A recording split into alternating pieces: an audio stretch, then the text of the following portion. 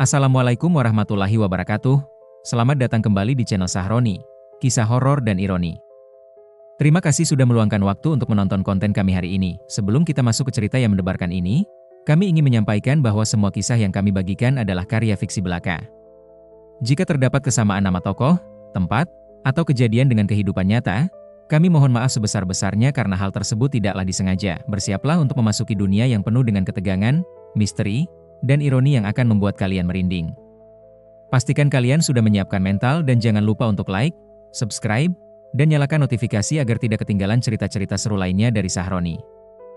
Suasana malam di desa Simatupang terasa lebih pekat dari biasanya. Awan hitam menutupi bulan, membuat jalanan kampung yang sepi terlihat seperti lorong menuju kegelapan abadi. Suara jangkrik yang biasa mengisi keheningan malam pun tiba-tiba terdiam, seolah mereka merasakan sesuatu yang tidak wajar akan segera terjadi. Johnny, pemuda berusia 25 tahun, tengah berjalan pulang dari warung kopi di ujung desa. Tas plastik berisi rokok dan kopi sachet bergoyang-goyang di tangannya.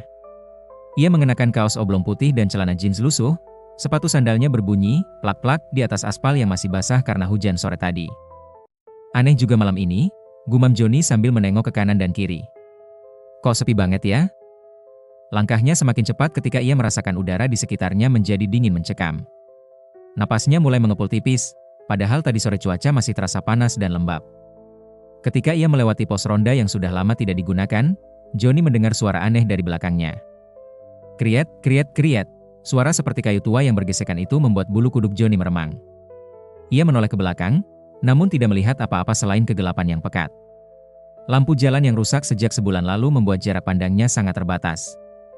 Pasti angin aja, bisiknya mencoba menenangkan diri. Meskipun dalam hati ia tahu bahwa tidak ada angin yang bertiup malam itu, Johnny melanjutkan perjalanannya dengan langkah yang semakin tergesa-gesa. Rumahnya masih sekitar 200 meter lagi. Ia mulai bersenandung lagu dangdut untuk mengusir rasa takutnya, namun suaranya terdengar serak dan gemetar. "Duh, kenapa aku jadi penakut gini sih?" katanya sambil menggeleng-gelengkan kepala. Padahal dari kecil sering pulang malam. Tiba-tiba, suara langkah kaki lain terdengar dari belakangnya. Bukan langkah kaki manusia biasa. Suaranya lebih berat, seperti sesuatu yang besar sedang berjalan dengan perlahan namun pasti. Jarak antara setiap langkah juga tidak normal, terlalu jauh untuk ukuran manusia biasa. Tap, tap, tap. Johnny berhenti dan menoleh ke belakang lagi. Kali ini ia melihat bayangan hitam yang sangat tinggi di kejauhan. Bayangan itu bergerak dengan cara yang aneh, seperti meluncur di atas tanah tanpa mengangkat kaki. "Ya Tuhan," bisik Johnny dengan suara bergetar. "Itu apa?" Ia ingat cerita-cerita yang sering diceritakan tetua desanya tentang begu ganjang, makhluk gaib yang bertubuh tinggi besar dan sering muncul di malam-malam seperti ini. Konon, siapa saja yang bertemu langsung dengan begu ganjang akan mengalami nasib buruk, bahkan kematian. Johnny mulai berlari. Tas plastiknya terlempar, isinya berserakan di jalan. Ia tidak peduli dengan barang-barangnya, yang penting sekarang adalah sampai di rumah dengan selamat. Napasnya tersengal-sengal, jantungnya berdetak kencang seperti gendang yang dipukul berkali-kali. "Mama, Papa!" teriak Johnny sambil terus berlari. "Tolong!" Namun suaranya terasa tertahan di tenggorokan, seolah ada sesuatu yang menghalanginya untuk berteriak lebih keras. Udara di sekitarnya terasa semakin dingin dan berat, membuat paru-parunya kesulitan untuk bernapas. Ketika Johnny menoleh ke belakang sambil berlari, ia melihat bayangan hitam itu semakin mendekat. Yang membuat hati Johnny semakin mencelos adalah ukuran bayangan itu yang terus bertambah tinggi. Jika tadi bayangan itu setinggi pohon kelapa, sekarang ia sudah setinggi pohon beringin yang rindang. Tidak mungkin, tidak mungkin. Johnny terus bergumam sambil berlari. Kakinya mulai lemas, tetapi ia memaksa dirinya untuk terus bergerak. Tiba-tiba, suara tawa yang mengerikan menggelegar di udara malam. Bukan tawa manusia, melainkan tawa yang dalam dan bergema, seperti datang dari jurang yang sangat dalam. Suara itu membuat seluruh tubuh Johnny bergetar ketakutan. Hahaha, hahaha, hahaha. Johnny akhirnya sampai di depan rumahnya. Dengan tangan gemetar, ia menggedor pintu dengan keras. "Ma. Pak. Buka pintu. Cepat!" teriak Johnny sambil menoleh-noleh ke belakang. Bayangan hitam itu sudah sangat dekat, hanya berjarak sekitar 50 meter dari tempatnya berdiri. "Johnny? Kamu kenapa, Nak?" Suara Mama Sari, ibunya, terdengar dari dalam rumah. "Cepat buka pintunya, Ma. Ada yang mengejar aku." Johnny terus menggedor pintu sambil sesekali menoleh ke belakang. Pintu akhirnya terbuka. Mama Sari, wanita parubaya berusia 50 tahun dengan rambut yang sudah beruban, langsung merangkul anaknya yang pucat pasi. Astaga, Joni. Mukamu pucat banget. Kamu kenapa, nak? Tanya Mama Sari dengan wajah cemas. Ia mengenakan daster batik dan kerudung yang agak melorot. Joni langsung masuk ke dalam rumah dan mengunci pintu dengan tergesa-gesa. Ia menutup semua jendela dan mematikan lampu teras. "Ma, aku melihat sesuatu yang aneh di jalan tadi," kata Joni sambil mengusap keringat dingin di dahinya. "Bayangan hitam yang sangat tinggi. Aku rasa itu Begu Ganjang." Mama Sari terdiam sejenak. Wajahnya berubah serius. Ia tahu bahwa anaknya bukan tipe orang yang suka berbohong atau berlebihan. "Kamu yakin, Joni?" tanya Mama Sari sambil duduk di samping anaknya. "Coba ceritakan dengan detail." Joni menceritakan semua yang dialaminya mulai dari pos ronda hingga sampai di rumah. Mama Sari mendengarkan dengan serius, sesekali mengangguk-angguk. "Ya Tuhan," bisik Mama Sari setelah Joni selesai bercerita. "Ini tidak baik. Kenapa Begu Ganjang tiba-tiba muncul di desa kita?" Dalam tradisi Batak, kemunculan Begu Ganjang bukanlah hal yang kebetulan. Makhluk gaib ini biasanya dikirim oleh seseorang yang memiliki ilmu hitam untuk tujuan tertentu, bisa untuk mencari kekayaan atau untuk mencelakai orang lain. "Ma, aku takut," kata Joni sambil memeluk ibunya. Tubuhnya masih gemetar. "Bagaimana kalau dia kembali lagi?" "Tenang, nak. Kita akan minta tolong pada Om Boris besok pagi," jawab Mama Sari sambil mengusap kepala anaknya. "Dia dukun paling sakti di desa ini. Pasti dia tahu cara mengatasinya." Malam itu, Joni tidak bisa tidur sama sekali. Ia terus terbayang-bayang dengan sosok Begu Ganjang yang mengejarnya. Setiap kali ia memejamkan mata, bayangan hitam yang tinggi menjulang itu muncul dalam pikirannya. Tep tep tep, suara langkah kaki itu terdengar lagi, kali ini dari luar rumah. Joni langsung bangun dan mengintip dari celah jendela. Ia melihat bayangan yang sangat tinggi berdiri di tengah jalan, tepat di depan rumahnya. Bayangan itu tidak bergerak, seolah sedang memperhatikan rumah Joni. "Ma," bisik Joni sambil mengguncang ibunya yang tertidur di samping tempat tidurnya. "Ma, bangun. Dia ada di luar." Mama Sari langsung terbangun. Ia mengintip dari celah jendela dan melihat bayangan hitam yang mengerikan itu. "Ya Tuhan, ampuni kami," bisik Mama Sari sambil membaca doa-doa. "Siapa yang mengirim makhluk ini ke rumah kita?" Bayangan itu berdiri di sana selama hampir 1 jam. Tiba-tiba, suara tawa yang mengerikan kembali menggelegar. Kali ini lebih keras dan lebih menakutkan dari sebelumnya. "Hahaha, hahaha. Joni. Joni?" Suara itu menyebut nama Joni dengan nada yang mengancam. Kedua orang itu peluk-memeluk sambil gemetar ketakutan. Mereka tidak berani bergerak sama sekali. Setelah suara tawa itu berhenti, bayangan hitam itu perlahan-lahan menghilang, seolah melebur dengan kegelapan malam. Namun, Joni dan Mama Sari tahu bahwa ini belum berakhir. Begu Ganjang sudah menargetkan mereka. Pagi harinya, Mama Sari dan Joni langsung pergi ke rumah Om Boris yang terletak di ujung desa. Rumah Om Boris sederhana, terbuat dari kayu dengan atap seng yang sudah berkarat. Di halaman depan terdapat berbagai tanaman obat dan bunga-bunga yang dipercaya memiliki kekuatan spiritual. Om Boris, pria berusia 65 tahun dengan rambut putih dan tubuh kurus kering, sudah menunggu mereka di beranda rumahnya. Ia mengenakan kemeja putih yang sudah kusam dan sarung batik. Matanya yang tajam seolah bisa melihat hal-hal yang tidak kasat mata. "Selamat pagi, Om Boris," sapa Mama Sari sambil membungkuk hormat. "Selamat pagi, Sari," jawab Om Boris sambil mengisap rokok kretek. "Aku sudah tahu kenapa kalian datang kemari." Joni dan Mama Sari saling bertatapan heran. Bagaimana Om Boris bisa tahu maksud kedatangan mereka? "Duduklah dulu," kata Om Boris sambil menunjuk bangku kayu di beranda. "Ceritakan apa yang terjadi semalam." Joni menceritakan pengalamannya semalam dengan detail. Om Boris mendengarkan sambil sesekali mengangguk dan mengisap rokok kreteknya. Gumam Om Boris setelah Joni selesai bercerita. "Ini memang Begu Ganjang. Tidak salah lagi. Tapi kenapa dia mengejar Joni, Om?" tanya Mama Sari dengan wajah cemas. "Kami tidak pernah berbuat jahat pada siapa-siapa." Om Boris terdiam sejenak sambil menghabiskan rokok kreteknya. Ia menatap Joni dengan tatapan yang dalam. "Joni," kata Om Boris. "Akhir-akhir ini kamu ada masalah dengan siapa?" Joni berpikir sejenak. "Tidak ada, Om. Aku orangnya pendiam, jarang bertengkar dengan orang." "Coba ingat lagi. Mungkin ada yang merasa tersinggung atau tidak suka denganmu," desa Om Boris. Tiba-tiba Joni teringat sesuatu. "Oh iya, Om. Sekitar seminggu yang lalu aku pernah bertengkar dengan Budi Simangunsong di warung kopi. Tapi cuma masalah kecil kok. Dia ngutang uang rokok tapi tidak mau bayar. Mata Om Boris langsung berbinar-binar. Budi Simangunsong? Yang rumahnya di seberang sungai itu? Iya, Om. Kenapa? Tanya Joni. Om Boris terdiam lagi. Wajahnya terlihat serius. Keluarga Simangunsong memang dikenal memiliki ilmu-ilmu hitam turun-temurun. Kakek Budi dulu adalah dukun santet yang terkenal sakti. Mama Sari dan Joni terperanjat mendengar penjelasan Om Boris. Jadi, Om Boris yakin kalau begu ganjang itu dikirim oleh Budi? Tanya Mama Sari. Kemungkinan besar begitu, jawab Om Boris sambil berdiri. Tapi kita perlu memastikannya dulu. Joni, kamu mau ikut aku ke rumah Budi sekarang? Untuk apa, Om? Tanya Joni dengan suara gemetar.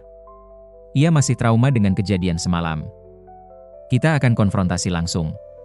Kalau dia memang yang mengirim begu ganjang, aku akan memaksanya untuk menarik kembali makhluk itu, jawab Om Boris dengan tegas. Mama Sari megang lengan anaknya. Joni, ikut saja Om Boris. Kita tidak bisa membiarkan ini terus berlanjut. Joni mengangguk dengan berat hati.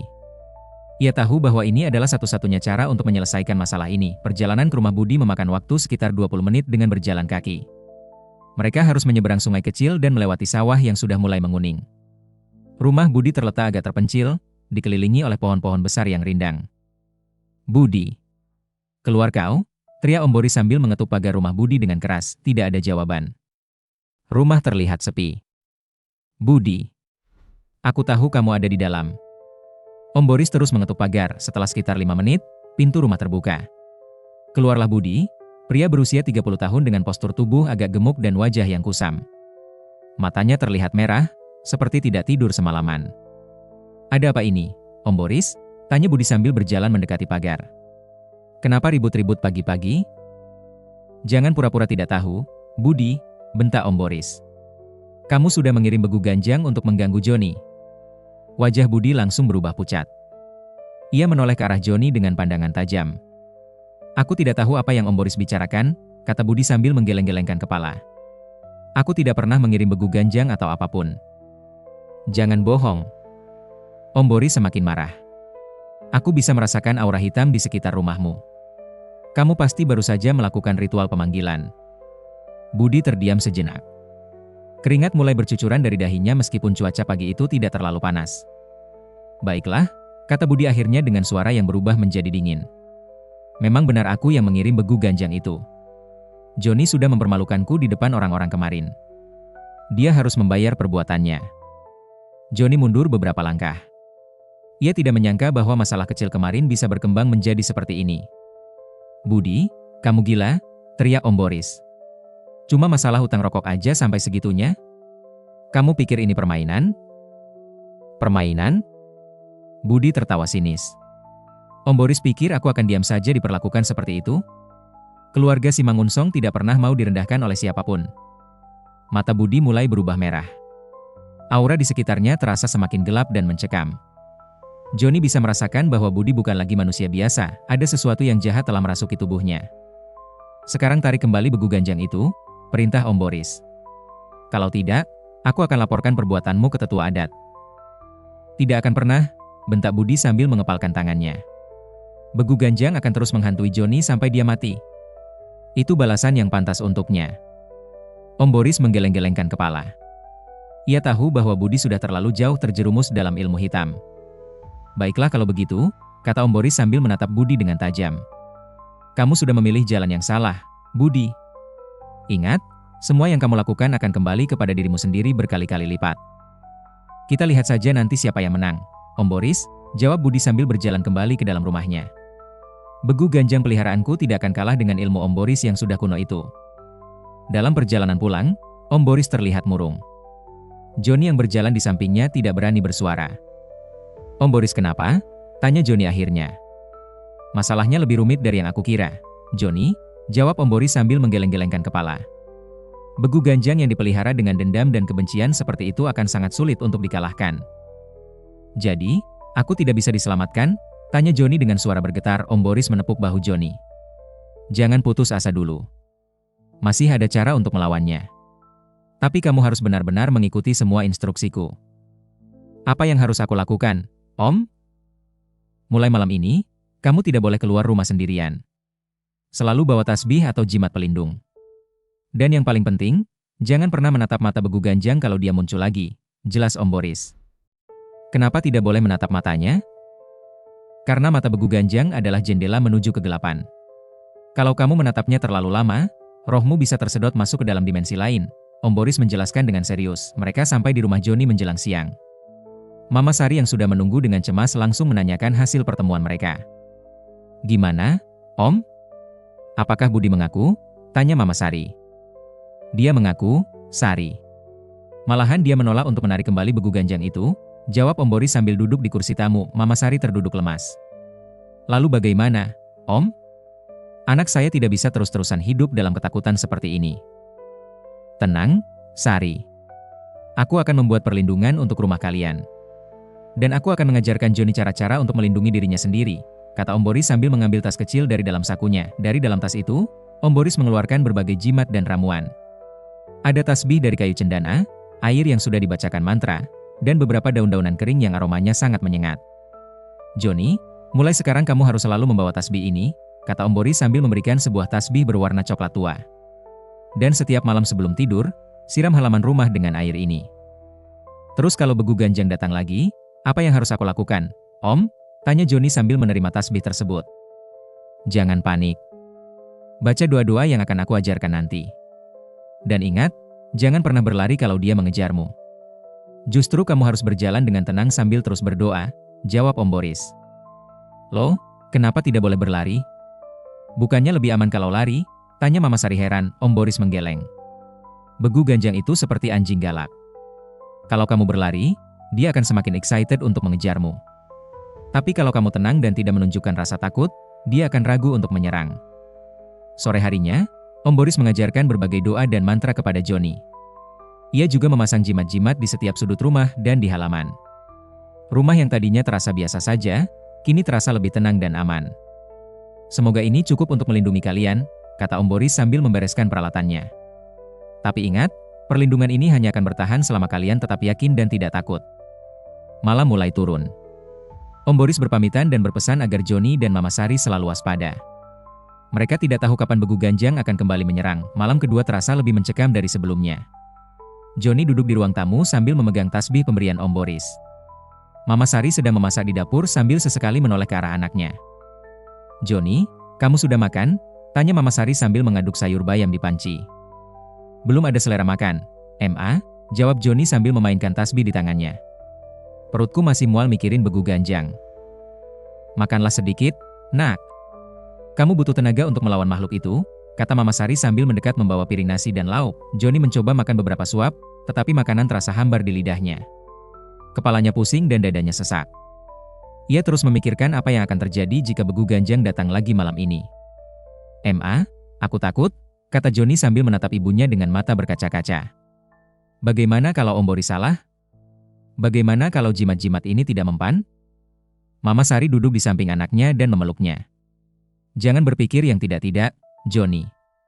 Kita harus percaya sama Om Boris. Dia dukun paling sakti di desa ini. Tapi Ma, Budi juga punya ilmu yang kuat. Keluarga si Mangunsong kan terkenal dengan ilmu hitamnya, kata Joni sambil gemetar. Ilmu putih akan selalu lebih kuat dari ilmu hitam, nak. Yang penting kita terus berdoa dan tidak putus asa. Mama Sari mencoba menenangkan anaknya meskipun dalam hati ia juga ketakutan. Jam menunjukkan pukul 10 malam. Mereka memutuskan untuk tidur lebih awal, berharap tidak ada kejadian aneh malam itu. Joni tidur di kamar dengan ibunya, tidak berani tidur sendirian. Sekitar pukul 12 malam, suara aneh mulai terdengar dari luar rumah. Bukan suara langkah kaki seperti kemarin, melainkan suara seperti sesuatu yang diseret di atas tanah. Seret, seret, seret, Joni langsung terbangun. Ia menggoyang tubuh ibunya yang masih tertidur pulas. Ma, bangun. Ada suara aneh lagi, bisik Joni sambil gemetar. Mama Sari langsung terbangun dan mendengarkan. Suara seret itu semakin jelas, bergerak mengitari rumah mereka. Ya Tuhan, bisik Mama Sari. Suara apa itu?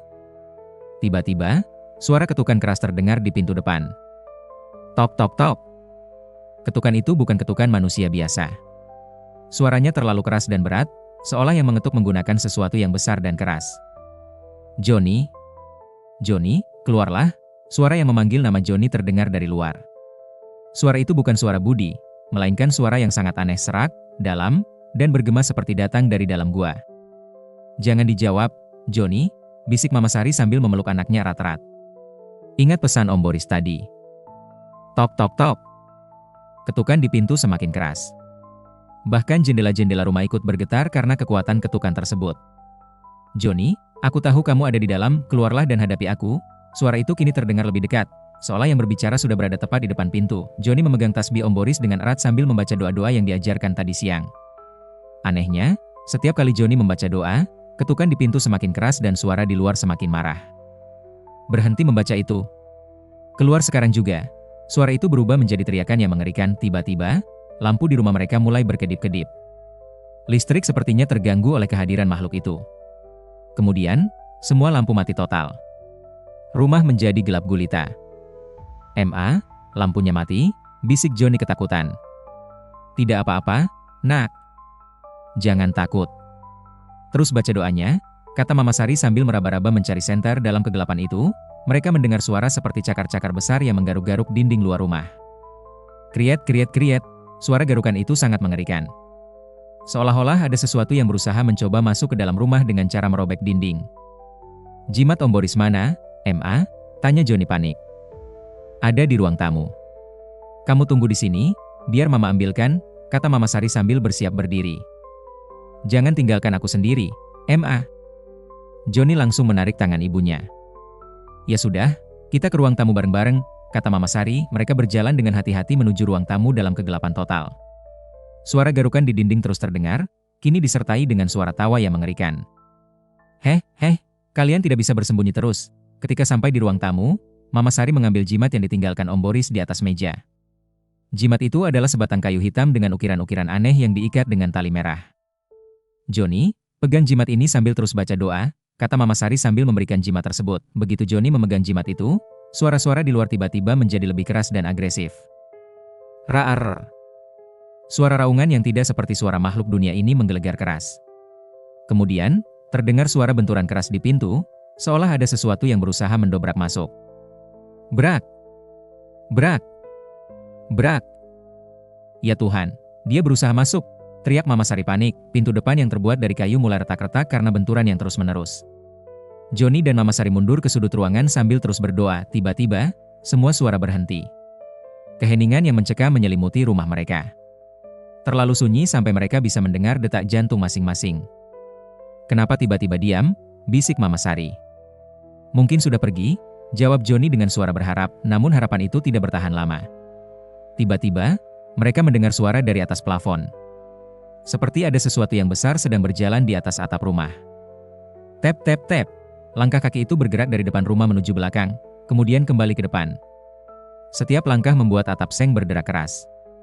"Dia ada di atas," bisik Joni sambil menengadah ke plafon. Yang membuat mereka semakin takut adalah langkah kaki itu semakin lama semakin cepat, seolah makhluk itu sedang berlari-lari kecil di atas atap mereka. Tap tap tap tap tap tap tap tap tap. Kemudian, mereka mendengar suara seperti sesuatu yang melompat dari atap ke tanah dengan bunyi brak yang keras. Beberapa saat kemudian, ketukan di pintu kembali terdengar. Kali ini lebih pelan, tapi entah kenapa lebih menakutkan. "Tok tok tok. Joni, ibumu memanggil." Suara itu kini meniru suara Mama Sari. Joni terperanjat. Suara itu sangat mirip dengan suara ibunya. Kalau bukan karena ibunya sedang ada di sampingnya, mungkin Joni akan tertipu. "Ma, suara itu seperti suara Mama," bisik Joni. "Itu bukan aku, Nak." "Makhluk itu bisa meniru suara siapa saja," jawab Mama Sari sambil gemetar. "Joni, kenapa kamu tidak menjawab panggilan Mama?" Suara tiruan Mama Sari itu terdengar lagi. "Buka pintunya, sayang. Mama bawa makanan kesukaanmu." Joni hampir terpedaya oleh suara itu. Beruntung Mama Sari langsung menarik tangannya. "Jangan dengarkan, Joni.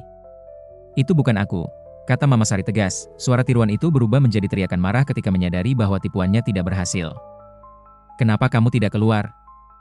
Aku sudah lelah menunggu." Suara asli Begu Ganjang itu kembali terdengar, kali ini jauh lebih mengerikan dari sebelumnya. Seluruh rumah bergetar karena kekuatan teriakan tersebut. Joni tidak tahan lagi. Ia mulai menangis ketakutan. "Ma, aku tidak kuat. Kapan ini akan berakhir?" "Sabar, Nak. Kita harus kuat." Ingat, Om Boris bilang makhluk ini akan pergi sendiri kalau kita tidak menunjukkan rasa takut, kata Mama Sari sambil mengusap air mata anaknya. Tapi aku sudah sangat takut, Ma. Aku tidak bisa pura-pura tidak takut, kata Joni sambil isak tangis. Tiba-tiba, mereka mendengar suara langkah kaki yang menjauh dari rumah. Suara itu semakin lama semakin pelan hingga akhirnya hilang sama sekali. Beberapa menit kemudian, lampu-lampu di rumah menyala kembali. Listrik sudah normal. Mama Sari dan Joni saling berpelukan sambil menangis lega. Sudah pergi, Ma? Tanya Joni sambil mengusap air matanya. Sepertinya begitu, Nak. Tapi kita tidak boleh lengah. Mungkin dia akan kembali lagi, jawab Mama Sari. Mereka tidak berani tidur lagi malam itu. Hingga pagi, mereka duduk di ruang tamu sambil berjaga-jaga kalau-kalau Begu Ganjang kembali.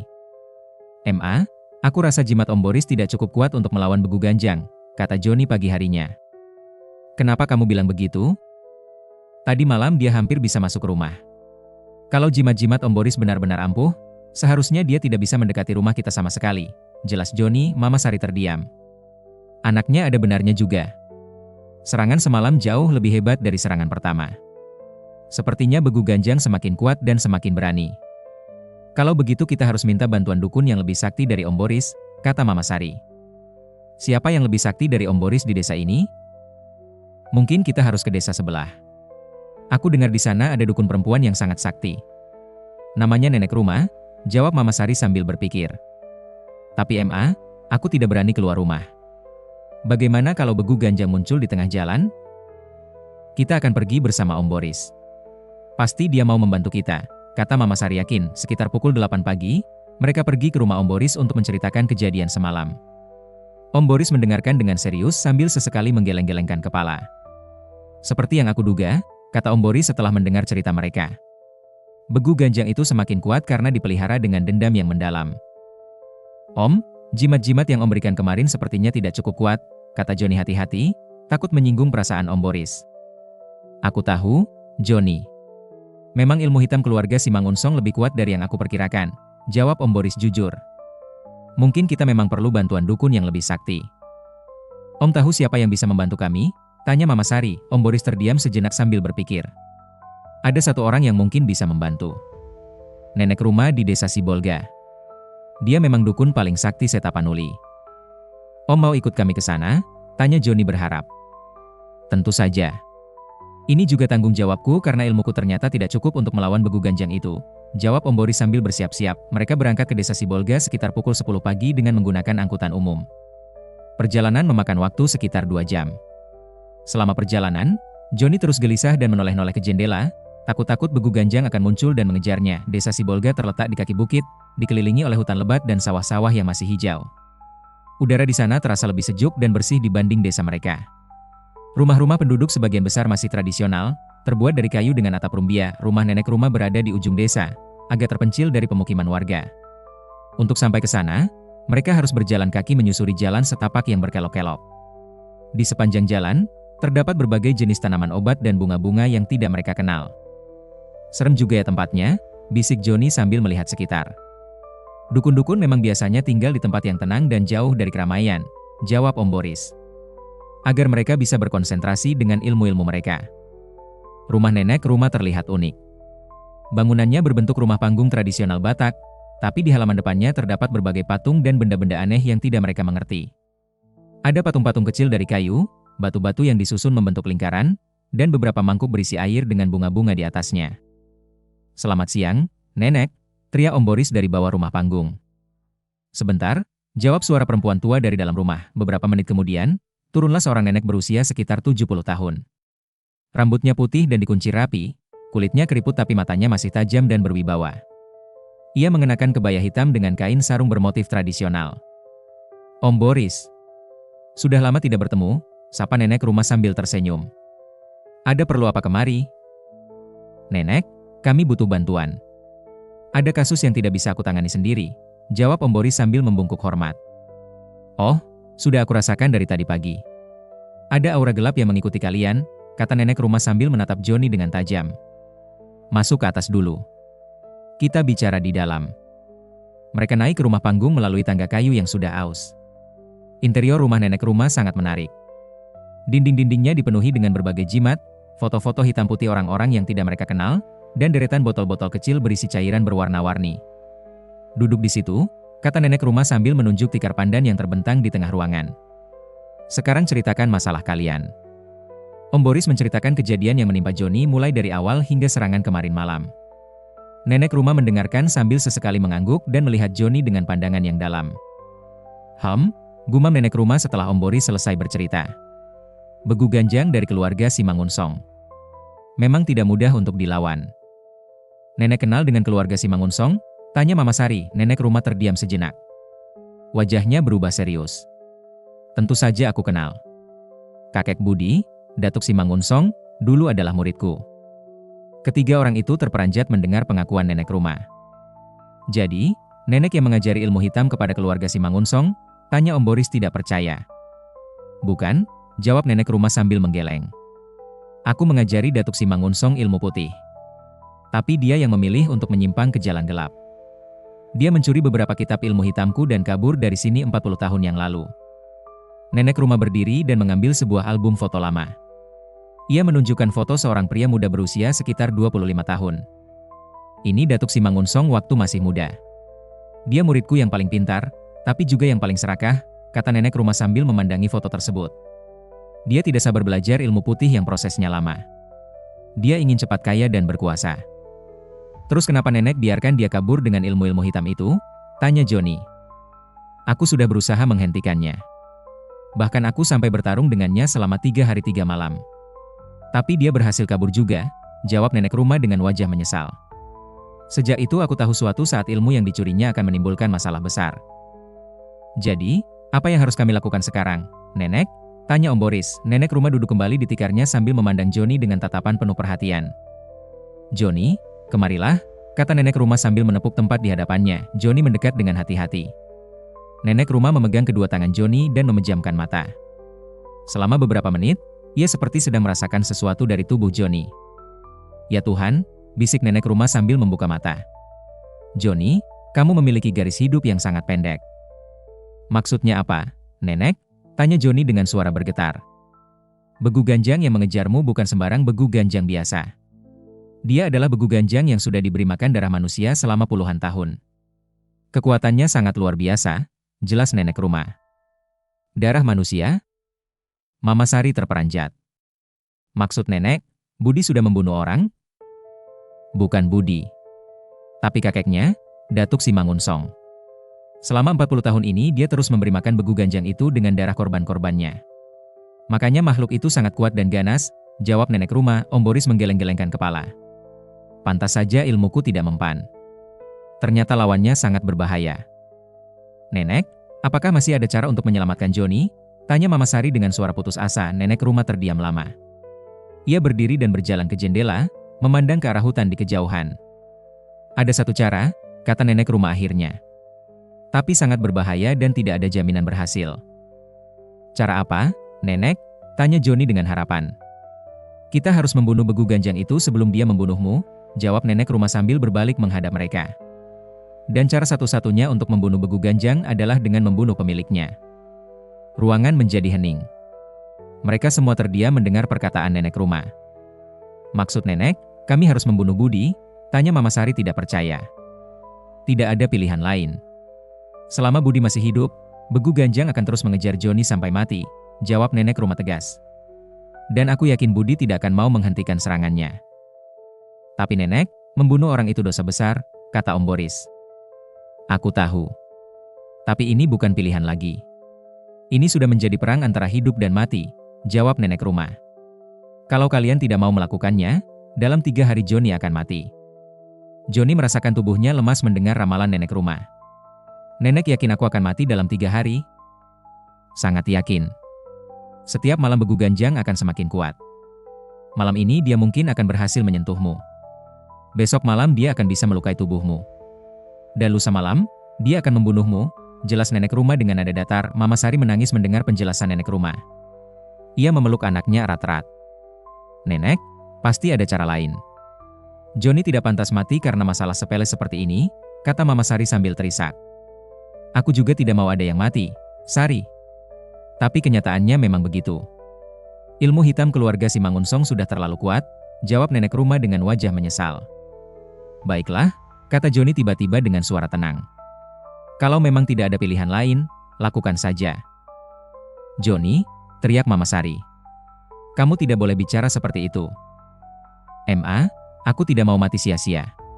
Kalau dengan membunuh Budi aku bisa selamat, ya sudah lakukan saja, kata Joni sambil menatap ibunya. Lagi pula, dia yang mulai duluan. Dia yang mengirim Begu Ganjang untuk membunuhku. Om Boris menggeleng-gelengkan kepala. Ini bukan solusi yang baik, Joni. Membunuh orang akan membawa karma buruk yang lebih besar. Lalu apa solusinya, Om? Tanya Joni frustasi. Biarkan aku mati begitu saja? Nenek rumah yang mendengar perdebatan mereka mengangkat tangan. Sudah, tidak usah ribut. Aku akan memberikan pilihan yang lain, kata nenek rumah. Tapi resikonya lebih besar lagi. Pilihan apa, Nenek? Tanya mereka bersamaan. Kita akan bertempur langsung dengan Begu Ganjang. Aku akan menggunakan semua ilmu yang aku miliki untuk melawan makhluk itu. Kalau menang, Joni selamat. Kalau kalah, kita semua akan mati, jelas nenek rumah. Nenek yakin bisa mengalahkan Begu Ganjang itu? Tanya Om Boris. Tidak yakin. Tapi ini satu-satunya cara yang tidak melanggar hukum Tuhan, jawab nenek rumah. Begu Ganjang memang kuat, tapi dia tetap makhluk ciptaan. Pasti ada kelemahannya. Joni merenung sejenak. Kedua pilihan yang ditawarkan nenek rumah sama-sama berbahaya. Tapi pilihan kedua tampaknya lebih baik secara moral. Aku pilih pilihan kedua, Nenek. Kita lawan Begu Ganjang secara langsung, kata Joni akhirnya. Joni yakin? Tanya Mama Sari cemas. Yakin, Ma. Setidaknya kalau kita mati dengan cara yang terhormat, jawab Joni. Nenek rumah mengangguk mendengar keputusan Joni. Baiklah. Kalau begitu kita mulai persiapan sekarang juga. Waktu kita tidak banyak. Persiapan apa yang harus kita lakukan? Tanya Om Boris. Yang pertama, kita harus mencari tahu kelemahan Begu Ganjang itu. Yang kedua, kita harus menyiapkan senjata spiritual yang cukup kuat untuk melawannya, jawab nenek rumah sambil berjalan ke lemari kayu di sudut ruangan. Dari dalam lemari itu, nenek rumah mengeluarkan sebuah buku tebal dengan sampul kulit hitam. Buku itu terlihat sangat tua dan beberapa halamannya sudah robek. Ini adalah buku ilmu hitam yang dulu dicuri Datuk Simangunsong. Aku berhasil mendapatkan kembali setelah dia meninggal, kata nenek rumah sambil membuka-buka halaman buku tersebut. Nenek mencuri kembali buku itu? Tanya Mama Sari. Bukan mencuri. Aku mengambil kembali milikku.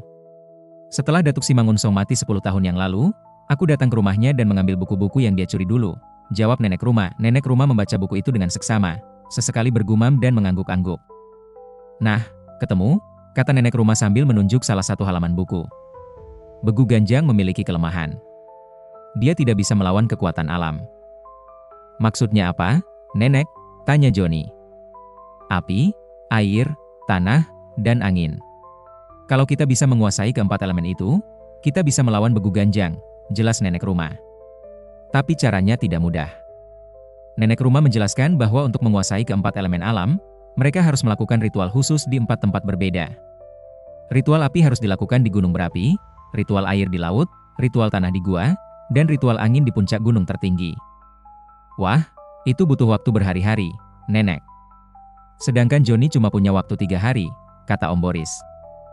Makanya aku bilang resikonya besar. Kita harus melakukan semua ritual itu dalam waktu kurang dari 3 hari, jawab nenek rumah. Dan kita harus bergerak sekarang juga. Terus bagaimana dengan Begu Ganjang? Dia pasti akan terus mengejar Joni, kata Mama Sari. Aku akan membuat pelindung sementara untuk Joni. Tapi pelindung itu hanya akan bertahan 3 hari. Setelah itu, kalau ritual kita belum selesai, Joni akan mati, jawab nenek rumah sambil mengambil beberapa benda dari lemari. Nenek rumah mengeluarkan sebuah kalung dari manik-manik merah dan sejenis minyak dengan bau yang sangat menyengat. Joni, pakai kalung ini dan oleskan minyak ini ke seluruh tubuhmu setiap pagi, kata nenek rumah sambil memberikan kedua benda tersebut. Ini akan melindungimu selama 3 hari. Tapi ingat, jangan sampai kalung itu lepas atau hilang. Joni memakai kalung tersebut dan langsung merasakan sensasi aneh. Tubuhnya terasa hangat dan ada seperti energi yang mengalir di dalam dadanya. Bagaimana rasanya? Tanya nenek rumah. Hangat dan kuat, jawab Joni sambil memegang kalung di dadanya. Seperti ada kekuatan yang melindungi. Bagus. Sekarang kita harus bergerak cepat. Om Boris, kamu pulang dulu dan siapkan perlengkapan untuk perjalanan kita. Kita akan berangkat besok pagi, kata nenek rumah. Kemana kita akan pergi dulu, nenek? Tanya Om Boris. Ke Gunung Sibayak untuk ritual api. Itu tempat yang paling dekat dari sini, jawab nenek rumah. Setelah itu ke Danau Toba untuk ritual air, Gua Pindul untuk ritual tanah, dan terakhir ke Puncak Sinabung untuk ritual angin. Mendengar rencana perjalanan itu, Mama Sari langsung khawatir. Nenek, perjalanan itu sangat berbahaya. Apalagi kalau sambil diburu Begu Ganjang. Makanya aku bilang ini pilihan yang berisiko tinggi. Tapi ini satu-satunya cara untuk menyelamatkan Joni tanpa harus membunuh orang, jawab nenek rumah tegas. Sore harinya, mereka kembali ke desa untuk bersiap-siap. Selama perjalanan pulang, Joni merasa lebih tenang berkat kalung pelindung dari nenek rumah. Tapi ia tahu bahwa perlindungan itu hanya sementara. Malam itu, seperti yang diprediksi nenek rumah, Begu Ganjang datang lagi. Tapi kali ini dia tidak bisa mendekati rumah Joni. Makhluk itu hanya berdiri di kejauhan sambil mengeluarkan suara raungan marah. Raar. Kenapa aku tidak bisa mendekat? Suara Begu Ganjang terdengar frustasi. Dia terus mencoba mendekati rumah Joni tapi selalu terpental kembali oleh kekuatan pelindung kalung nenek rumah. Sepertinya kalung nenek rumah benar-benar ampuh, kata Joni sambil mengintip dari jendela. Syukurlah. Semoga besok perjalanan kita lancar, jawab Mama Sari sambil berdoa. Pagi harinya, nenek rumah datang ke rumah Joni dengan membawa tas besar berisi berbagai peralatan ritual. Om Boris juga sudah siap dengan perlengkapan perjalanan. Mereka berencana menggunakan mobil pick-up milik tetangga Om Boris untuk perjalanan ini. Kalian siap? Tanya nenek rumah sambil mengecek isi tasnya. Siap, nenek, jawab Joni sambil memakai jaket tebal. Kalung pelindung masih terpasang di lehernya. Mama Sari ikut? Tanya Om Boris. Tentu saja aku ikut. Aku tidak akan meninggalkan anakku sendirian dalam bahaya seperti ini, jawab Mama Sari dengan tegas. Mereka berangkat sekitar pukul 6 pagi. Perjalanan ke Gunung Sibayak memakan waktu sekitar 3 jam dari desa mereka. Selama di perjalanan, nenek rumah menjelaskan tentang ritual yang akan mereka lakukan. Ritual api yang pertama adalah ritual yang paling mudah. Kita hanya perlu membakar beberapa ramuan khusus di kawah gunung berapi, kata nenek rumah. Yang sulit adalah ritual selanjutnya. Kenapa ritual air di Danau Toba sulit? Tanya Joni. Karena kita harus masuk ke dalam air sampai dada saat tengah malam. Air Danau Toba sangat dingin pada malam hari. Banyak orang yang tidak kuat, jawab nenek rumah. Sekitar pukul 9 pagi, mereka sampai di kaki Gunung Sibayak. Untuk mencapai kawah, mereka harus mendaki selama sekitar 2 jam. Perjalanan cukup berat karena jalan setapak yang terjal dan berbatu. Joni, kamu kuat? Tanya Om Boris sambil membantu Joni melangkahi batu besar. Kuat, Om. Kalung nenek rumah ini membuatku terasa berenergi, jawab Joni sambil menyeka keringat. Di tengah perjalanan mendaki, mereka berhenti untuk istirahat. Nenek rumah duduk di atas batu sambil melihat ke arah bawah. Ada apa, nenek? Tanya Mama Sari melihat ekspresi nenek rumah yang cemas. Begu Ganjang. Dia mengikuti kita, jawab nenek rumah sambil menunjuk ke arah bawah. Mereka semua melihat ke arah yang ditunjuk nenek rumah. Di kejauhan, tampak bayangan hitam yang tinggi menjulang sedang bergerak naik mengikuti jalur yang mereka tempuh. Ya Tuhan, dia bisa mengikuti kita sampai ke sini, kata Mama Sari panik. Tentu saja bisa. Begu Ganjang tidak terikat tempat seperti hantu biasa. Dia bisa pergi kemanapun selama masih dalam radius tertentu dari target, jelas nenek rumah. Makanya kita harus cepat menyelesaikan ritual. Mereka melanjutkan pendakian dengan langkah lebih cepat. Joni sesekali menoleh ke belakang dan melihat bayangan Begu Ganjang semakin mendekat. Untungnya kalung pelindung masih berfungsi dengan baik, jadi makhluk itu tidak bisa menyentuhnya. Sekitar pukul 11 siang, mereka sampai di kawah Gunung Sibayak. Kawah itu cukup besar dengan gas belerang yang mengepul dari beberapa titik. Bau belerangnya sangat menyengat hingga membuat mata mereka berair. Disinilah kita akan melakukan ritual api, kata nenek rumah sambil membuka tasnya. Dari dalam tas itu, nenek rumah mengeluarkan berbagai ramuan kering, lilin merah, dan sebuah mangkuk tembaga kecil. Ia menyuruh mereka semua untuk membentuk lingkaran di sekitar salah satu lubang kawah yang mengeluarkan gas panas. Joni, kamu berdiri di tengah. Yang lain ikuti gerakan dan bacaan yang akan aku lakukan, kata nenek rumah. Ritual dimulai dengan nenek rumah membakar ramuan-ramuan di dalam mangkuk tembaga. Asap yang dihasilkan berwarna hijau dan baunya sangat aneh. Kemudian ia mulai membaca mantra dalam bahasa Batak kuno sambil menari mengelilingi Joni. Ni halak nagok, ni beguna jahat sai maho mangalehen Begu Ganjang on. Wahai roh yang baik, wahai roh yang jahat, tolonglah kalahkan Begu Ganjang ini. Mantra itu terus diulang-ulang sambil nenek rumah menabur ramuan yang sudah dibakar ke dalam lubang kawah. Setiap kali ramuan dilempar, api di dalam kawah menjadi lebih besar dan berwarna kemerahan. Tiba-tiba, Suara raungan keras terdengar dari bawah. Begu Ganjang sudah sampai di kawah dan terlihat sangat marah karena tidak bisa mendekati mereka. "Berhenti! Hentikan ritual itu!" teriak Begu Ganjang dengan suara yang menggelegar. "Jangan dengarkan. Terus fokus pada ritual," teriak nenek rumah sambil terus membaca mantra. Begu Ganjang berusaha mendekati lingkaran ritual mereka tapi selalu terpental oleh kekuatan api kawah. Setiap kali dia mencoba mendekat, api di kawah menjadi lebih besar dan membuatnya mundur. Setelah sekitar 30 menit, ritual api selesai. Api di kawah berubah menjadi warna emas dan asapnya menjadi putih bersih. "Ritual api berhasil," kata nenek rumah sambil mengusap keringat. "Sekarang kita ke Danau Toba." Perjalanan turun gunung lebih cepat dari naik. Mereka hampir berlari karena dikejar oleh Begu Ganjang yang semakin marah. Untung saja makhluk itu masih tidak bisa menyentuh Joni berkat kalung pelindung. Sekitar pukul 3 sore, mereka sampai di tepi Danau Toba. Danau yang luas itu terlihat tenang dengan air yang biru jernih. Di tengah danau, Pulau Samosir terlihat seperti permata hijau yang mengapung. "Kita akan melakukan ritual air di sana," kata nenek rumah sambil menunjuk sebuah dermaga kecil yang agak terpencil. Mereka menyewa perahu untuk menuju ke tengah danau. Nelayan yang menyewakan perahu terlihat heran melihat rombongan mereka yang membawa tas-tas aneh. "Mau kemana, Bapak Ibu?" tanya si nelayan.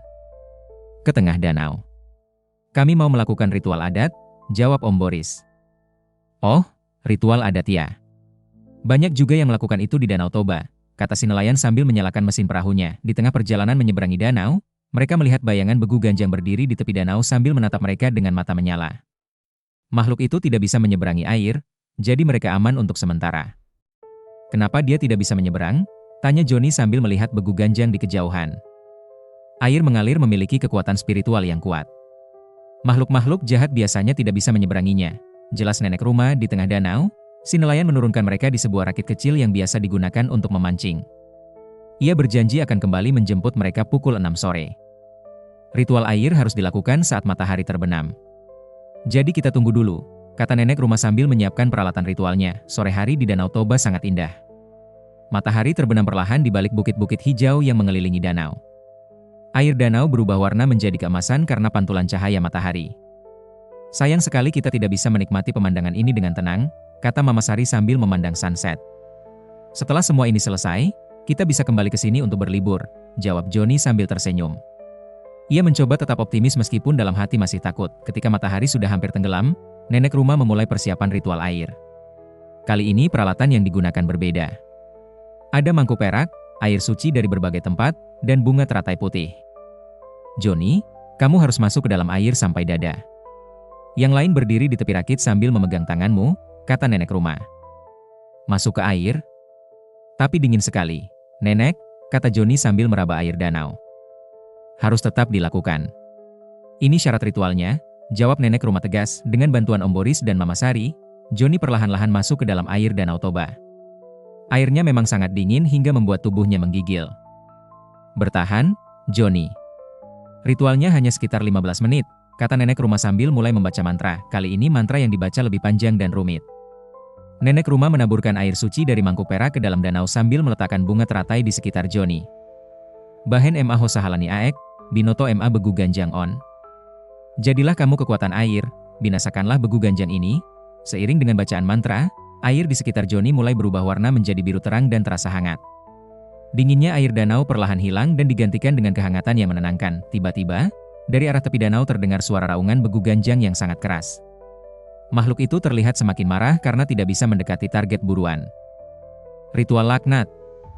Hentikan," teriaknya sambil memukul-mukul pohon di tepi danau.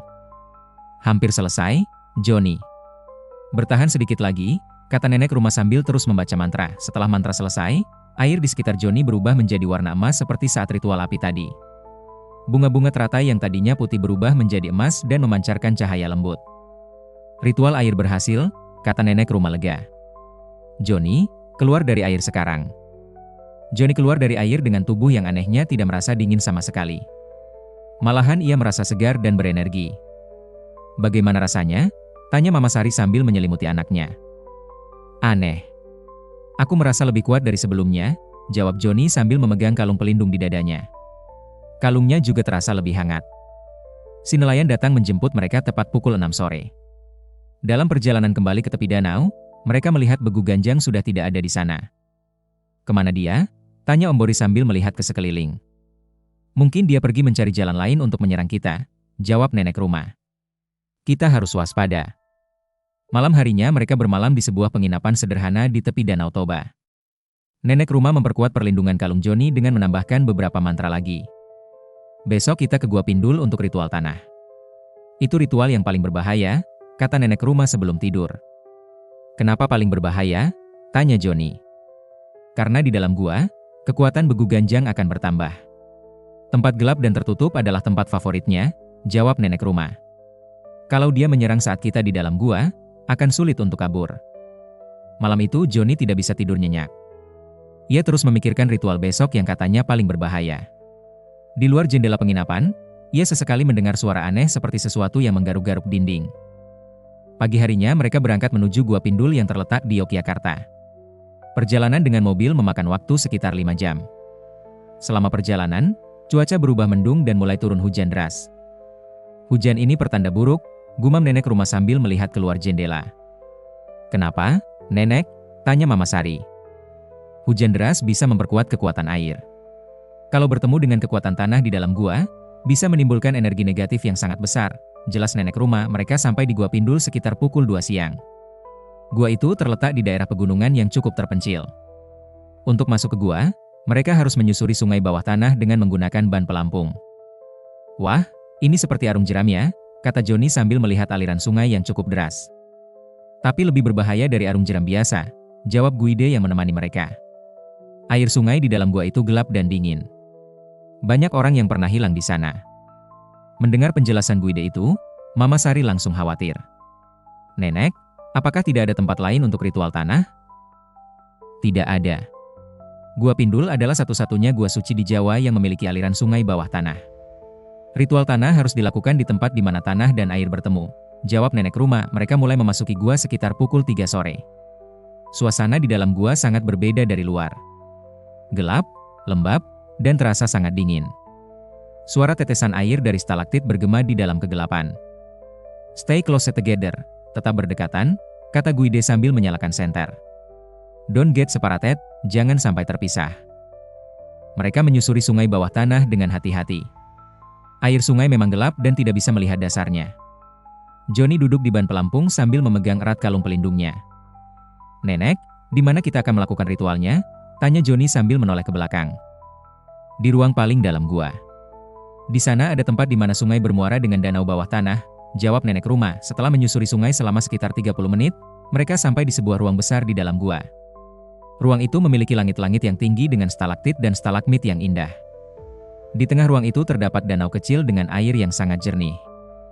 Disinilah kita akan melakukan ritual, kata nenek rumah sambil turun dari ban pelampungnya. Guide yang menemani mereka pamit untuk menunggu di luar. Ia bilang akan kembali 2 jam lagi. Kalian yakin mau ditinggal sendirian di sini? Tanya Guide dengan wajah cemas.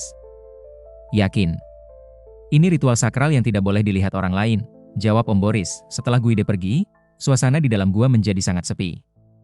Hanya terdengar suara tetesan air dan eko dari suara mereka sendiri. Ritual tanah adalah ritual yang paling rumit. Kita harus mengubur sebagian tubuh Joni di dalam tanah sambil merendamnya di air danau, jelas nenek rumah sambil menyiapkan peralatan. Mengubur tubuh? Joni terperanjat mendengarnya. Hanya sampai pinggang. Tanah akan memberikan kekuatan, air akan membersihkan energi negatif, kata nenek rumah. Di sudut ruang gua itu, nenek rumah mulai menggali tanah dengan sekop kecil yang dibawanya. Setelah lubang cukup dalam, ia menyuruh Joni untuk duduk di dalam lubang sementara kaki dan pinggangnya dikubur dengan tanah. Rasanya aneh, kata Joni sambil merasakan tanah yang menyelimuti tubuh bagian bawahnya. Dingin tapi hangat pada saat bersamaan. Itu pertanda baik. Artinya bumi menerima energimu, kata nenek rumah. Ritual dimulai dengan nenek rumah menaburkan berbagai jenis tanah yang dibawanya dari tempat-tempat suci. Ada tanah dari makam para wali, tanah dari candi-candi kuno, dan tanah dari gunung-gunung keramat. Ni tanah na suci, boy maho mangalehen beguna jahat. Wahai tanah yang suci, bisakah kamu mengalahkan roh yang jahat? Mantra ritual tanah lebih panjang dari ritual sebelumnya. Nenek rumah harus membaca berbagai doa dalam bahasa Batak, Jawa, dan Arab. Setiap mantra disertai dengan gerakan tangan yang rumit. Di tengah ritual, tiba-tiba senter yang mereka bawa mulai redup. Baterai hampir habis dan cahaya semakin lemah. Om Boris, senter cadangannya mana? Tanya Mama Sari panik. Lupa bawa? Jawab Om Boris menyesal. Dalam kegelapan yang semakin pekat, mereka mendengar suara aneh bergema di dalam gua. Suara itu seperti seseorang yang berjalan di atas air, tapi langkahnya terlalu lambat dan berat untuk manusia biasa. Splash, splash, splash. Nenek, ada sesuatu di dalam gua, bisik Johnny ketakutan. Terus lanjutkan ritual. Jangan berhenti, kata nenek rumah sambil terus membaca mantra meskipun suaranya mulai bergetar. Suara langkah di air itu semakin dekat.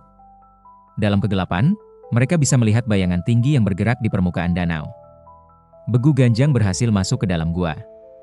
Akhirnya ketemu juga kalian. Suara Begu Ganjang menggelegar di dalam ruang gua. Karena Eko, suara itu menjadi berlipat ganda dan sangat menakutkan. Johnny yang tubuh bagian bawahnya masih terkubur dalam tanah tidak bisa bergerak. Nenek, aku tidak bisa lari, teriak Johnny panik. Jangan lari. Ritual hampir selesai, teriak nenek rumah sambil mempercepat bacaan mantranya. Begu Ganjang mulai mendekati tempat mereka melakukan ritual. Dalam kegelapan, mata merahnya bersinar seperti dua buah lampu. Tinggi tubuhnya hampir menyentuh langit-langit gua. Kali ini tidak ada yang bisa menyelamatkanmu, Johnny, teriak Begu Ganjang sambil mengangkat tangannya yang besar seperti akan mencakar. Tiba-tiba, tanah di sekitar Johnny mulai bergerak dan memancarkan cahaya keemasan.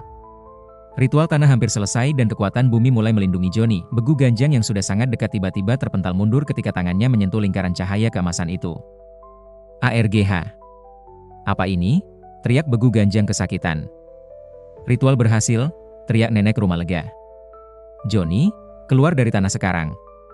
Johnny berhasil keluar dari lubang tanah dengan bantuan Om Boris dan Mama Sari. Tubuhnya kini diselimuti aura keemasan yang melindungi dari serangan Begu Ganjang. Cepat kita keluar dari gua, teriak nenek rumah sambil mengemas peralatannya dengan tergesa-gesa. Mereka berlari menuju tempat ban pelampung sambil dikejar oleh Begu Ganjang yang sangat marah. Untung saja Guide yang menunggu di luar mendengar teriakan mereka dan langsung masuk untuk membantu. Ada apa di dalam? Tanya Guide sambil menyalakan senter yang terang. Cepat bawa kami keluar, teriak Om Boris tanpa menjelaskan apa yang terjadi. Perjalanan keluar gua terasa sangat menegangkan. Begu Ganjang terus mengikuti mereka dari belakang sambil mengeluarkan raungan marah. Suara raungan itu bergema di dalam gua hingga membuat batu-batu kecil berjatuhan dari langit-langit. Mereka berhasil keluar dari gua sekitar pukul 6 sore. Begitu keluar, mereka semua langsung lemas dan terduduk di tanah.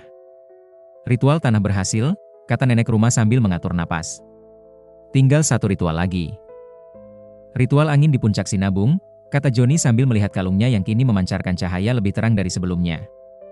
Itu ritual terakhir dan paling menentukan. Kalau berhasil, kamu akan selamat selamanya. Kalau gagal, nenek rumah tidak melanjutkan kata-katanya. Malam itu mereka bermalam di hotel terdekat untuk mempersiapkan diri menghadapi ritual terakhir. Esok pagi mereka harus mendaki Gunung Sinabung yang terkenal berbahaya. Pagi ketiga, hari terakhir perlindungan kalung nenek rumah. Mereka bangun pagi-pagi sekali untuk perjalanan menuju Gunung Sinabung. Gunung berapi aktif itu terkenal dengan jalur pendakian yang sangat berbahaya dan cuaca yang tidak bisa diprediksi. Hari ini adalah hari yang menentukan, kata nenek rumah sambil memeriksa peralatan ritual terakhir. Setelah ritual angin selesai, Begu Ganjang akan hilang selamanya. Tapi kalau kita gagal, aku akan mati, sambung Johnny dengan tenang. Ia sudah menerima kenyataan bahwa ini adalah pertaruhan hidup mati. Jangan bicara seperti itu, nak, kata Mama Sari sambil memeluk anaknya. Kita pasti berhasil. Mama yakin. Perjalanan ke Gunung Sinabung memakan waktu 4 jam dari tempat mereka bermalam. Jalanan menuju kaki gunung cukup sulit dilalui karena banyak yang rusak akibat letusan beberapa tahun lalu. Gunung Sinabung memang gunung yang sakral, kata Om Boris sambil melihat puncak gunung yang diselimuti awan. Konon banyak ritual spiritual yang dilakukan di sana sejak zaman dulu. Tapi juga berbahaya. Letusannya tidak bisa diprediksi, jawab nenek rumah sambil melihat ke arah puncak gunung. Semoga hari ini cuaca baik. Mereka sampai di kaki gunung sekitar pukul 10 pagi. Untuk mencapai puncak, mereka harus mendaki selama sekitar 6 jam. Jalur pendakian sangat terjal dan berbatu, plus cuaca yang mulai berawan. Kita harus sampai di puncak sebelum maghrib. Ritual angin harus dilakukan tepat saat matahari terbenam, kata nenek rumah sambil mengecek jam tangannya. Pendakian dimulai dengan semangat tinggi. Johnny merasa tubuhnya lebih kuat berkat 3 ritual yang sudah dilakukan. Kalung pelindung di dadanya terasa hangat dan memberikan energi ekstra. Johnny, kamu tidak capek? Tanya Mama Sari yang sudah mulai terengah-engah di tengah pendakian. Tidak, Ma. Malah aku merasa lebih kuat dari biasanya, jawab Johnny sambil membantu ibunya melangkahi batu besar. Di tengah perjalanan, sekitar pukul 1 siang, mereka beristirahat di sebuah pos pendakian kecil. Dari tempat itu, mereka bisa melihat pemandangan luas ke arah lembah di bawah. Indah ya, kata Johnny sambil memandang pemandangan hijau di bawah sana. Sayang kita tidak bisa menikmatinya dengan tenang. Setelah semua selesai, kita akan kembali ke sini untuk piknik keluarga, kata Mama Sari sambil tersenyum. Ia mencoba tetap optimis meskipun dalam hati khawatir. Tiba-tiba, Om Boris yang sedang minum air terperanjat melihat sesuatu di kejauhan. Nenek, lihat itu, kata Om Boris sambil menunjuk ke arah bawah. Mereka semua melihat ke arah yang ditunjuk Om Boris.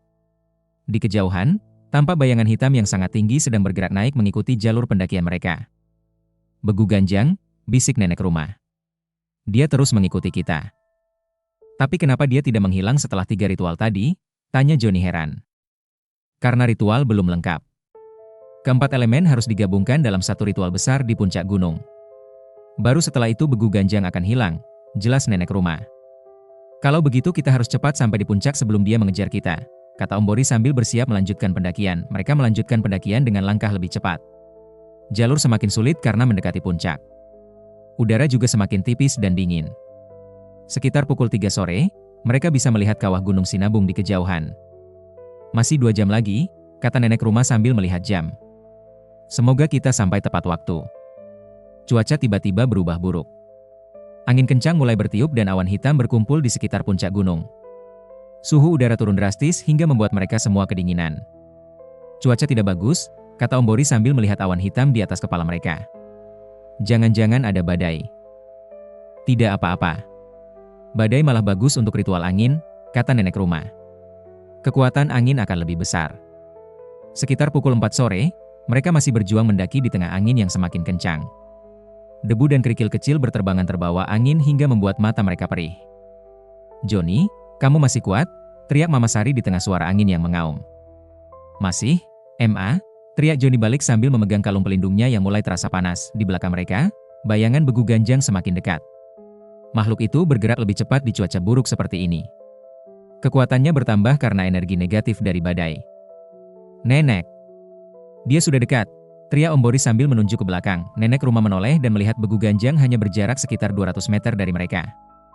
Mata merahnya bersinar marah di tengah angin dan hujan yang mulai turun. Lari! Kita harus sampai di puncak sekarang, teriak nenek rumah. Mereka berlari mendaki dengan sisa tenaga yang ada. Jalur terakhir menuju puncak sangat terjal dan licin karena hujan. Beberapa kali mereka hampir terpeleset dan jatuh ke jurang. Hati-hati, teriak Om Boris sambil menarik tangan Mama Sari yang hampir tergelincir. Johnny yang paling muda dan kuat berlari di depan sambil sesekali menoleh ke belakang. Begu Ganjang semakin dekat dan suara raungannya mulai terdengar jelas meski tertutup suara angin. Johnny, kamu tidak bisa lari terus, teriak Begu Ganjang sambil semakin mempercepat langkahnya. Suara teriakan itu bercampur dengan gemuruh angin hingga terdengar seperti petir yang menggelegar. Sekitar pukul 5 sore, mereka akhirnya sampai di puncak Gunung Sinabung. Di sana terdapat kawah yang cukup besar dengan asap putih yang mengepul. Angin bertiup sangat kencang hingga mereka harus berpegangan agar tidak terpental. Disinilah kita akan melakukan ritual terakhir, teriak nenek rumah di tengah angin kencang. Nenek rumah langsung membuka tas besar yang berisi semua peralatan ritual. Kali ini peralatannya paling lengkap. Ada mangkuk dari keempat logam berbeda, ramuan dari keempat elemen, dan sebuah pedang kecil dengan ukiran-ukiran kuno.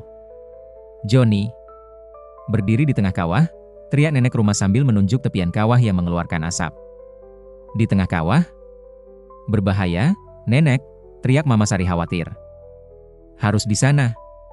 Itu satu-satunya tempat di mana keempat elemen bertemu, jawab nenek rumah dengan hati-hati. Johnny berjalan ke tepian kawah.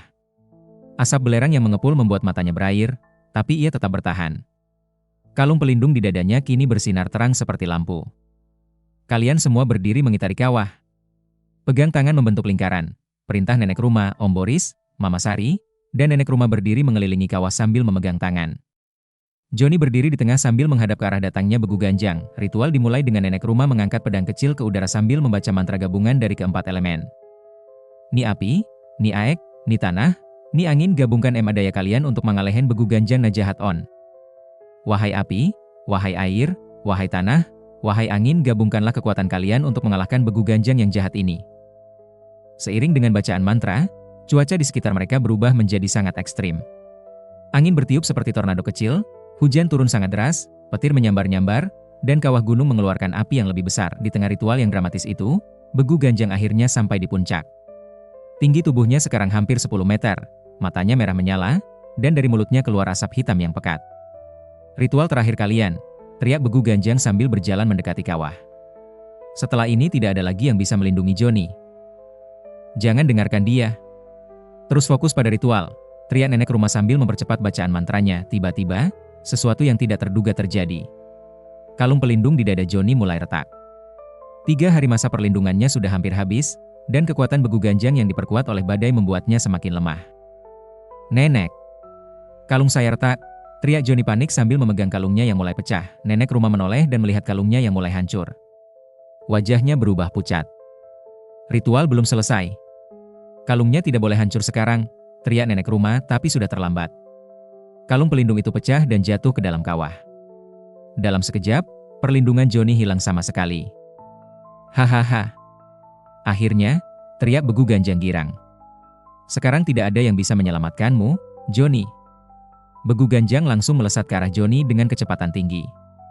Cakar-cakar besarnya siap mencabik-cabik tubuh pemuda itu. Johnny! Lari! Teriak Mama Sari histeris, tapi Johnny tidak bisa lari. Ia berdiri terpaku di tengah kawah sambil melihat Begu Ganjang yang mendekat dengan kecepatan penuh. Dalam detik-detik terakhir, nenek rumah melakukan sesuatu yang heroik. Ia melemparkan dirinya ke depan Johnny sambil mengangkat pedang ritual ke udara. Jangan sentuh anak itu, teriak nenek rumah sambil menusukkan pedang ke dada Begu Ganjang. Pedang itu berhasil menancap, tapi tidak cukup dalam untuk membunuh makhluk sebesar itu. Begu Ganjang hanya terluka dan semakin marah.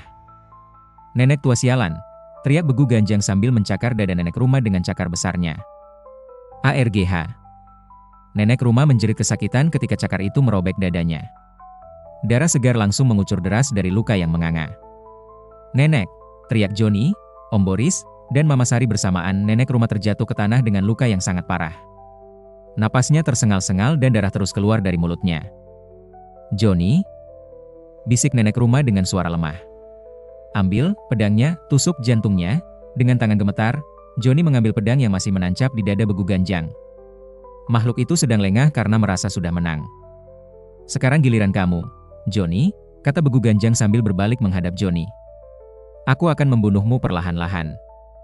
Ketika Begu Ganjang mengangkat cakarnya untuk menyerang, Johnny dengan berani menusukkan pedang itu tepat ke jantung makhluk raksasa tersebut. Argerke! Begu Ganjang menjerit kesakitan yang luar biasa. Pedang ritual yang diberkati dengan kekuatan keempat elemen itu berhasil menembus jantung Begu Ganjang. Tubuh makhluk itu langsung terbakar dengan api berwarna emas. Tidak mungkin. Aku tidak bisa mati, teriak Begu Ganjang sambil berusaha mencabut pedang dari dadanya. Kamu sudah kalah, kata Johnny dengan suara tenang meskipun tubuhnya gemetar. Tubuh Begu Ganjang perlahan-lahan hancur menjadi abu hitam yang terbawa angin. Suara teriakan terakhirnya bergema di puncak gunung sebelum akhirnya hilang sama sekali. Berhasil? Bisik nenek rumah dengan suara sangat lemah.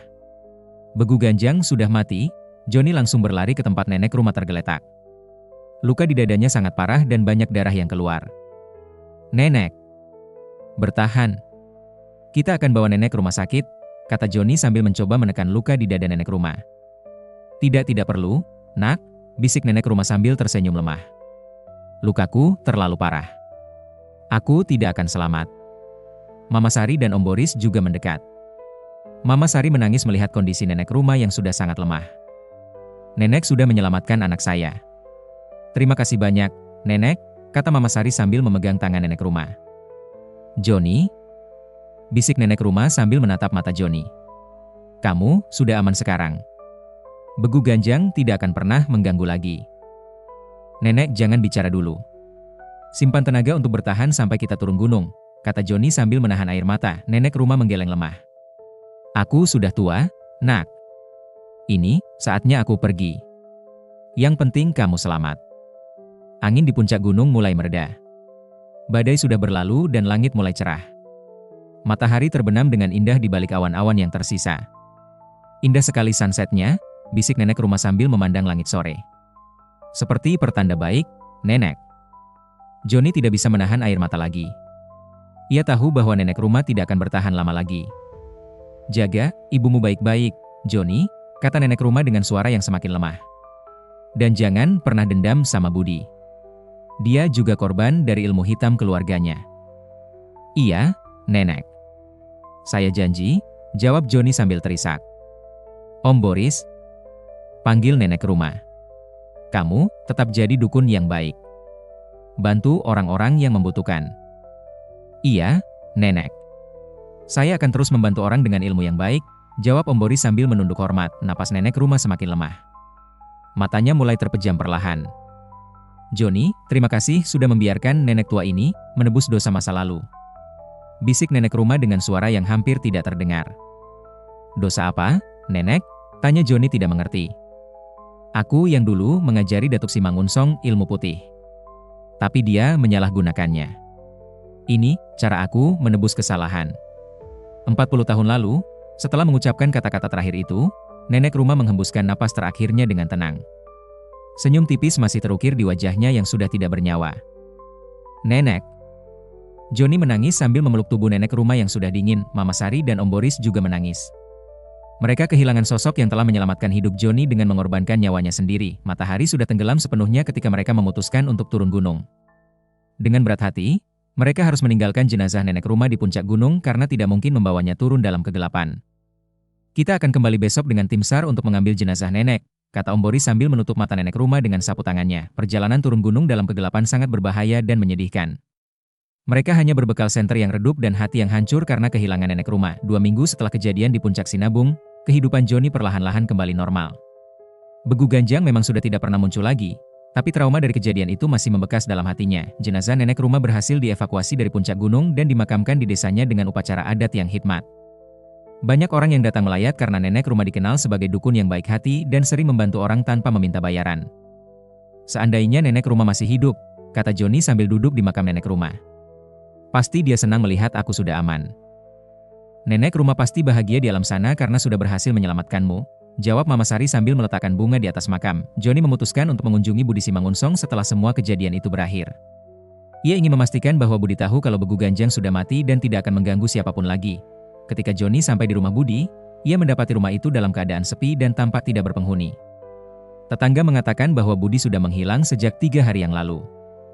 Katanya dia keluar rumah tengah malam sambil teriak-teriak kesakitan, kata tetangga Budi kepada Johnny. Sejak itu tidak pernah pulang lagi. Johnny mencoba mencari tahu kemana Budi pergi, tapi tidak ada yang tahu. Sepertinya ketika Begu Ganjang mati, Budi yang menjadi pawangnya juga terkena dampaknya. Beberapa hari kemudian, kabar datang bahwa mayat Budi ditemukan di hutan dekat desanya. Tubuhnya ditemukan dalam keadaan mengenaskan, seolah-olah dicakar oleh binatang buas yang sangat besar. Polisi tidak bisa menjelaskan apa yang sebenarnya terjadi. Mungkin ini hukuman karena dia menggunakan ilmu hitam, kata Om Boris ketika mendengar kabar kematian Budi. Setiap orang yang menggunakan ilmu jahat pasti akan mendapat balasannya. Johnny merasa sedih mendengar kematian Budi. Meskipun Budi pernah mencoba membunuhnya, ia tidak ingin orang itu mati dengan cara yang mengenaskan. Seandainya Budi mau mendengarkan nasihat Om Boris waktu itu, kata Johnny. Mungkin dia masih hidup sekarang. Yang sudah terjadi tidak bisa diubah lagi, Nak, jawab Mama Sari. Yang penting sekarang kamu sudah aman dan kita bisa hidup dengan tenang. Johnny memutuskan untuk melanjutkan hidupnya dengan lebih baik. Ia mulai rajin ke gereja, membantu orang-orang yang membutuhkan, dan berusaha melupakan trauma buruk yang pernah dialaminya. Setiap malam sebelum tidur, Johnny selalu berdoa untuk arwah nenek rumah yang telah menyelamatkan hidupnya. Ia berjanji akan menjadi orang baik seperti yang diinginkan nenek rumah. Terima kasih, Nenek, bisik Johnny sambil memandang foto nenek rumah yang dipasang di dinding kamarnya. Saya akan hidup dengan baik dan tidak akan mengecewakan pengorbanan nenek.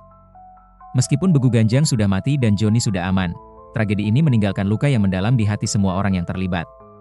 Kematian nenek rumah dan Budi menjadi pengingat bahwa pertarungan antara kebaikan dan kejahatan selalu membutuhkan pengorbanan yang besar. Kehidupan di desa Simatupang perlahan-lahan kembali normal. Tapi penduduk desa tidak akan pernah melupakan kejadian mengerikan tentang Begu Ganjang yang telah merenggut 2 nyawa sekaligus. Cerita ini menjadi legenda baru yang akan diceritakan turun-temurun sebagai peringatan tentang bahaya ilmu hitam dan pentingnya menghargai kehidupan. Demikianlah cerita horor, teror Begu Ganjang, yang berakhir dengan tragedi. Meskipun Johnny berhasil selamat dari ancaman Begu Ganjang, harga yang harus dibayar sangat mahal. Nyawa nenek rumah yang rela berkorban demi menyelamatkannya, dan kematian Budi yang menjadi korban dari ilmu hitam yang digunakannya sendiri. Cerita ini mengajarkan bahwa setiap tindakan memiliki konsekuensi, dan bahwa kebaikan selalu membutuhkan pengorbanan untuk mengalahkan kejahatan. Terima kasih yang sebesar-besarnya sudah setia mendengarkan kisah sampai selesai. Kehadiran kalian adalah motivasi terbesar bagi kami untuk terus menghadirkan cerita-cerita horor yang tidak hanya menegangkan, tapi juga penuh dengan ironi kehidupan yang menggugah pikiran. Jangan lupa untuk subscribe dan aktifkan notifikasi agar kalian tidak melewatkan kisah-kisah berikutnya yang pastinya akan membawa kalian masuk lebih dalam ke dunia misteri dan keanehan yang menggelitik rasa penasaran. Sampai jumpa kembali di cerita selanjutnya. Semoga malam kalian penuh kedamaian, dan keberanian kalian tak pernah surut menghadapi kegelapan. Wassalamualaikum warahmatullahi wabarakatuh.